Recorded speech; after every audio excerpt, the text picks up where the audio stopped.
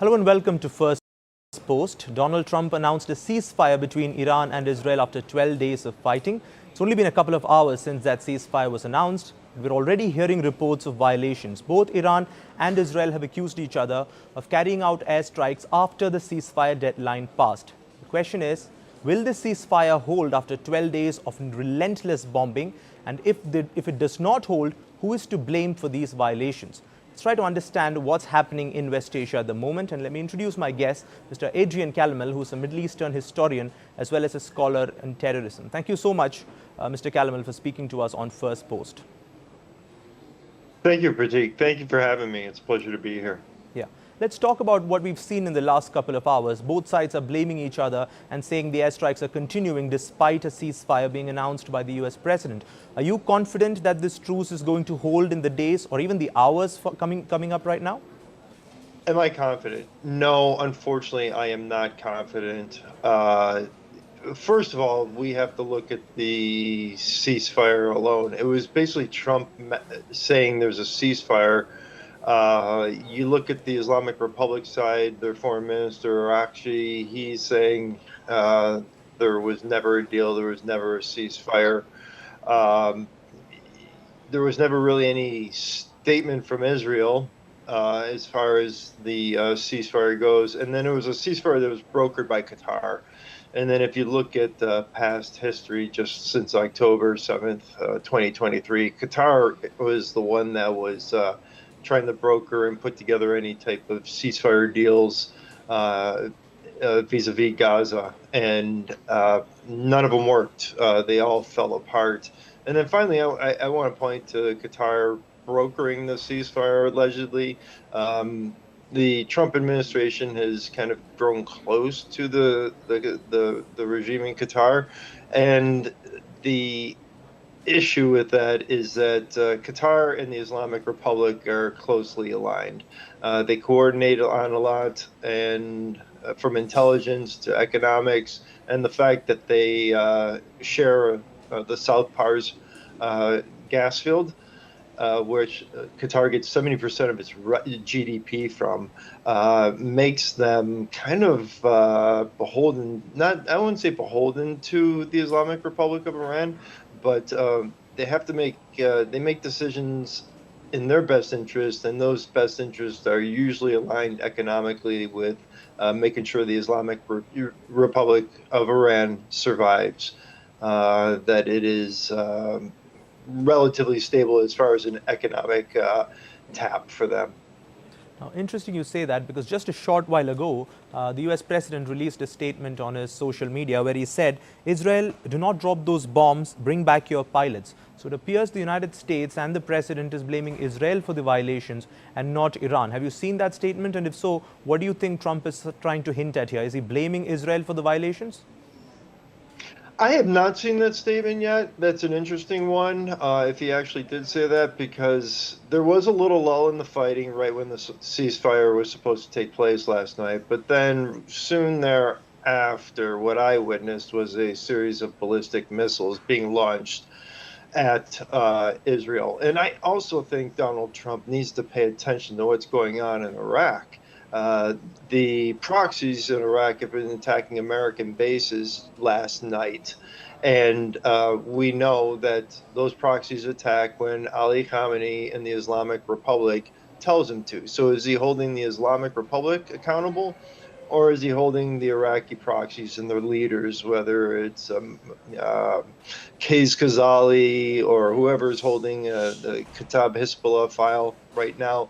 You know, who gave the order? And that's one of the issues I have with this negotiation or this peace treaty that's been floated out there. There's not a whole lot of specifics on it. It needs detail. We don't know what it means when the Houthis fire. Let's say the Houthis fire on an American ship now. Well, Trump put a ceasefire in place. But what happens if Hezbollah gets involved? The Iraqi militias, as I just mentioned, have hit American bases. Those attacks did not originate from Iranian soil. So where does the Trump administration, and how do they address that? How do they view this? Is this a violation of the ceasefire against America? Is this a direct attack against America? I think things would change and drastically change if there's an American injured uh, during these attacks. Now, we have seen that the US announced this ceasefire, but you certainly have questions about the fact that Qatar mediated it, and therefore what that means for both sides upholding it. But assuming the ceasefire does hold, and we see these alleged violations die down in the coming hours, who would you say is the happier side here after 12 days of fighting? Would it be Israel or the Iranians? I that's a great question. I would think that the Israelis would probably they have to be the happiest out of this because they've seen the nuclear program not obliterated. There still needs to there's been a lot of assumptions made about what the damage done to the nuclear program, the Islamic Republic, but they will feel as though they have reached a number of their objectives related to the nuclear program, the ballistic missile program, the IRGC bases, key figures within the IRGC and Khamenei's leadership structure. So air defenses. So they will feel as though they have accomplished a number of their goals. Ali Khamenei will be looking at as a defeat. It's just a battle in a war for him. This is a pause for him. He's great, and the regime is great at tactical retreats. So what I expect is that he's using this and wants this to be a tactical retreat to give him some space to, one, figure out how to run the country with so many of his inner core just removed. Figure out who's going to backfill very important positions, and then also make sure he doesn't lose grip of the country. So at the end of the day, I would say Khamenei is absolutely he may project like things are great and we won and we retaliated against the U.S. to show our resolve. But if you look at the map and look at what happened, Khamenei's really the big loser in this entire deal.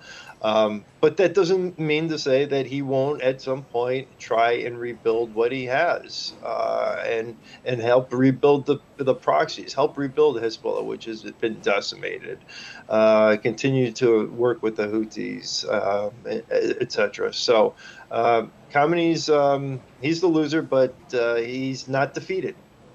Now, you did mention there about the leadership of the Iranians, including top military commanders, were taken out by Israel. There are several reports saying that the people or the leaders who replaced those military commanders are even more hardline, and therefore chances are the regime could shift to an even more radical approach than it was before.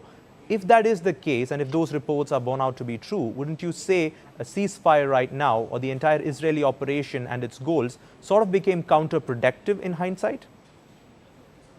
Well, yeah, I kind of agree with you on points there. I don't know if you're going to get a more hardliner person in there than Ali Khamenei. I mean, he's pretty brutal.